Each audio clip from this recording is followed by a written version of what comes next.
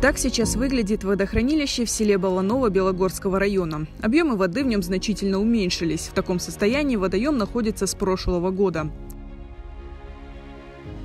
В феврале этого года Балановское водохранилище практически обмелело. Оно приблизилось к мертвому объему. Так называется остаток воды, который обычно не используется.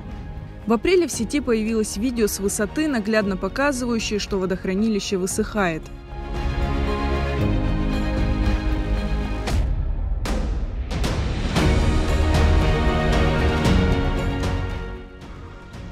Ну, хотя сказать, что прям сильно оно наполнилось, не сказать. Вон, особенно вот там хорошо видно,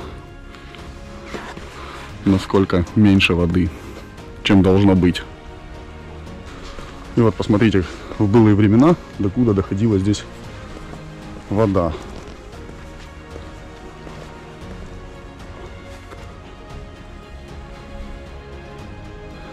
Совсем небольшое, но вот даже отсюда уже видно, в принципе, его конец-край. Сильные дожди в июне и июле пополнили крымские водохранилища, но состояние Балановского осадки заметно не улучшили. Только за август водохранилище потеряло около 100 тысяч кубометров, его объем остается на минимальном уровне.